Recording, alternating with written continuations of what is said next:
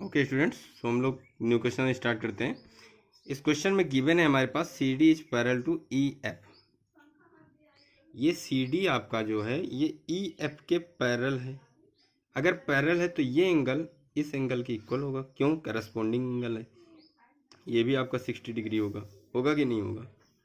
ये आपका 60 डिग्री हो जाएगा। ठीक है, तो बस इसको रिटर्न करते हैं। देखिए C D parallel E F है तो इसको हम लोग यहाँ पे वाई लेट कर लेते हैं। ठीक है, यहाँ पे वाई लेट कर लेते हैं तो वाई इक्वल टू 60 डिग्री होगा। वाई इक्वल टू 60 डिग्री होगा। यहाँ पे राइट कर देंगे corresponding angle. Okay, corresponding angle मैंने राइट कर दिया। अब यहाँ पे देखिए इस triangle in triangle A B C में, in triangle A B C में, in triangle A B C में ये आपका एक्सटीरियर एंगल है। तो exterior angle is always equal to sum of opposite interior angle. तो अपोजिट इंटीरियर एंगल कौन से हैं? तो यहाँ पे x plus 25 opposite interior angle है और एक्सटीरियर एंगल कौन सा है? 60 डिग्री है। तो आपका 60 डिग्री हो जाएगा। ठीक है, यहाँ पे राइट कर देंगे एक्सटीरियर एंगल थ्योरम से। Okay, by exterior angle theorem, ये भी राइट कर दिया मैंने। तो x की वैल्यू हो जाएगा 60 minus 25। So x is equal to 10 से 5 माइनस किया 5 से 2 3 6 35 डिग्री। तो x की वैल्यू हो गई हमारी 35 डिग्री। ये था बेटा इस क्वेश्चन का सोल्यूशन। ओके ओके स्टूडेंट्स, अब मेरे सामने एक फिगर है। अब इस फिगर में देख रहे हैं कि गिवन दैट है ए बी जो है वो पैरेलल है किसके? सी डी के। A B is parallel to C D and angle E C D आपका 100 डिग्री है and angle E A B आपका 50 डिग्री है। आपको ए ई सी फाइंड करना है, ये आपको फाइंड करना है। ओके बेटा देखिए इस फिगर में अगर हम थोड़ा सा इस लाइन को और इंक्रीज कर लें ना, इस लाइन को डॉटेड लाइन से मैंने ये इंक्रीज कर लिया, ये इंक्रीज कर लिया। तो इस कंडीशन में हम इसका कोई भी नेम दे देते हैं। A B C D already use हो गया है, एफ नेम दे देते हैं। तो ये आपका ए बी ऑलरेडी पैरेलल है सी डी के। देन अब मैं ए बी, इसको देखिए ए बी ना राइट करके अगर मैं एफ बी राइट कर दूं तब एफ बी भी आपका पैरेलल होगा सी डी की। ठीक है, F B parallel C D है तो ये एंगल जो है, ये एंगल और ये एंगल इक्वल होगा। ये क्यों इक्वल होंगे? क्योंकि ये करस्पॉन्डिंग एंगल है। ठीक है, so angle B F C equal to angle E C D क्या राइट करेंगे? Corresponding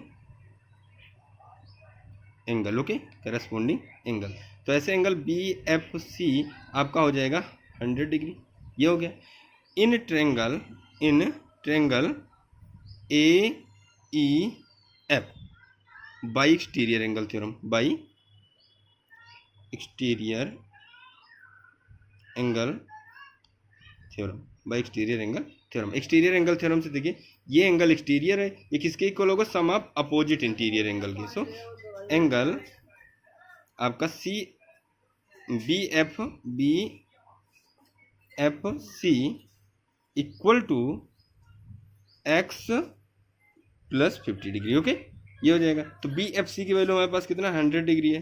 100 degree equal to x plus 50। Okay, तो अब मेरा हो जाएगा बेटा x इज इक्वल टू हो जाएगा 100 minus 50 is equal to x. So x is equal to 50 degree. ये हो गया हमारा सॉल्यूशन।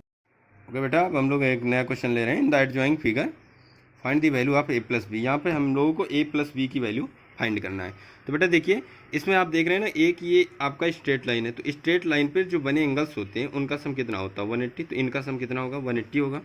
तो 180 होगा तो इसको हम लोग ऐड कर लेते हैं। 1/2x plus 5 into x upon 2 minus 1 plus x plus 9। Okay, equal to कितना हो जाएगा? 180 डिग्री। हम लोग रीजन दे सकते हैं कि linear pair. Okay, linear pair reason दे सकते हैं। ये हो गया। अब इसको सॉल्व करना है बस, और कुछ नहीं है, बड़ी बात है हमें सॉल्व करना। प्लस अब 5 से मल्टीप्लाई कर देंगे तो ये 5x upon 2 minus 5 and plus x plus 9 is equal to 180 degree. Okay, अब हम लोगों को करना क्या है बेटा? यहाँ पे देखिए x upon 2 plus 5x upon 2, तो ये तो डिनोमिनेटर इक्वल है तो ये ऐड हो जाएगा। ये हो जाएगा आपका 6x upon 2 minus 5 and plus का 9। ये हम लोगों का सॉल्व हो जाएगा। ये हमारा हो जाएगा प्लस का 4 हो जाएगा। तो पहले तो हम प्लस का x राइट कर देते हैं बाई 1, और ये जो दोनों को सॉल्व करने पे प्लस का 4 होगा, इसको हम लोग ट्रांसफर करके 180 माइनस 4 कर देते हैं। ठीक है ना? यहाँ पे अब इसका एलसीएम लेंगे। जब एलसीएम लेंगे तो ये हमारा हो जाएगा 6x plus 2x upon 2 is equal to 176। Okay. अब क्या करना है हमको, 2 को उधर ट्रांसफर कर देना। 6 2 कितना हो जाएगा, 8x इज इक्वल टू 6 2 जा 12, 7 2 जा 14, 1 15 एंड 2 1 जा 2 1 3, 352। सो x की वैल्यू आ जाएगी 352 अपॉन 8।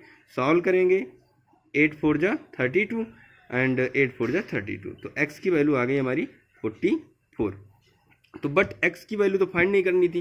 देखिए फिगर में क्या वैल्यू फाइंड करना है मुझे, ये वैल्यू फाइंड करनी है a प्लस बी। तो ध्यान से देखो बेटा, ये और ये दोनों स्ट्रेट लाइन है, इंटरसेक्ट एक दूसरे को कर रहे हैं, तो ये वर्टिकली अपोजिट एंगल्स हैं, तो ये इक्वल होंगे। तो ये x प्लस 9 है, x प्लस 9 मीन्स क्या होगा, x प्लस 9 मीन्स होगा 44 प्लस 9, ठीक है।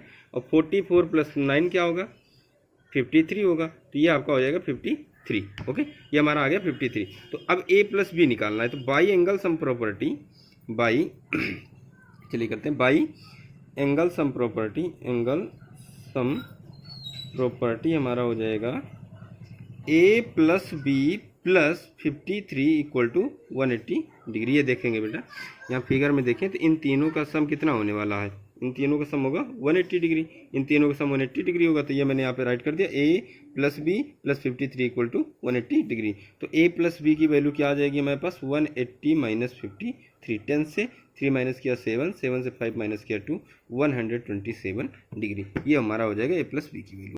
ओके स्टूडेंट्स, तो अब हम लोगों के सामने है एक question, the degree measure of a 3 angles of a triangle are X Y and Z if Z equal to x plus Y upon 2 find the value of Z.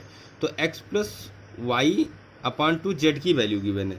तो देखिए बाई एंगल सम प्रॉपर्टी क्या होगा, X plus Y plus z is equal to 180 degree. By angle sum property, by angle sum property, okay ठीक है।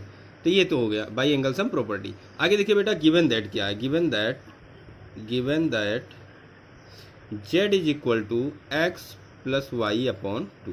अगर इसको हम लोग ट्रांसफर कर दें तो 2z is equal to x plus y, means x plus y की वैल्यू 2z है। इसको हम लोग इक्वेशन फर्स्ट में सब्स्टिट्यूट कर देते हैं। जब सब्स्टिट्यूट करेंगे तो एक्स प्लस वाई जहाँ पर है, यहाँ पे हम लोग क्या पुट कर देंगे, 2z and plus z is equal to 180 degree, okay. तो ये आपका हो जाएगा 3z is equal to 180 degree. अब चलिए बेटा देखिए, 3z इज इक्वल टू ये होगा, z इज इक्वल टू क्या हो जाएगा, 180 अपॉन 3, तो z की वैल्यू आ जाएगी 60 डिग्री। तो ये हमारा आ गया z की वैल्यू, ओके।